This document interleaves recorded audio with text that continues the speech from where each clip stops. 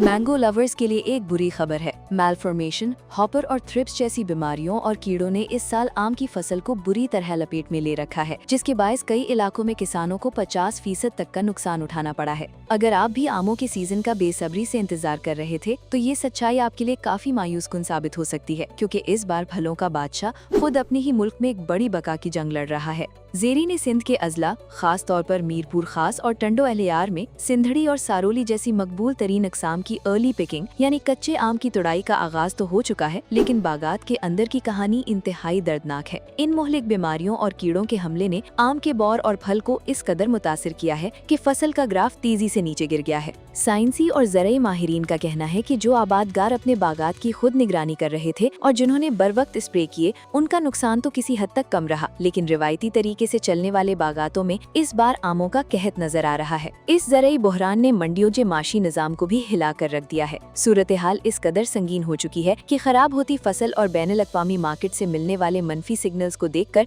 बहुत से बड़े ठेकेदार सीजन के बीच में ही अपने मुआहदे तोड़कर बागात छोड़कर भाग रहे हैं। वो अपनी बयानी की भारी रकम जब्त करवाने पर भी तैयार हैं, ताकि मजीद बड़े नुकसान से बच सके, क्योंकि उन्हें खौफ है कि बीमारियों की वजह से आमों की क्वालिटी वो नहीं रही जो बरामद की जा सके। दूसरी तरफ इस बार आम के आबादगारों को सिर्फ बीमारियों का ही नहीं बल्कि बैनुल-अक़वामी हालात का भी सामना है। पाक अफगान सरहद की बंदिश और मशरकी औसत में जारी कशीदगी की वजह से वो बरामदी रास्ते तकरीबन बंद हैं, जहां हर साल पाकिस्तान का बेहतरीन आम लाखों डॉलर के एवज बेचा जाता था। अब अगर ईरान का तिजारती रास्ता भी बंद रहता है, तो ये सारा माल मकामी मंडियों में सस्ते दामों बेचना पड़ेगा। अगरचे कुछ जमींदारों ने मई के आगाज में ही लाहौर और पेशावर की मंडियों में आमों की खेप पहुँचाना शुरू कर दी है, लेकिन सीजन के पूरे जोबन पर आने से पहले इन चैलेंजेस का हल ना निकला तो इस बार मैंगो लवर्स को न सिर्फ अच्छी क्वालिटी के आमों के लिए तरसना पड़ सकता है, बल्कि कीमतें भी आम आदमी की पहुंच से दूर हो सकती हैं।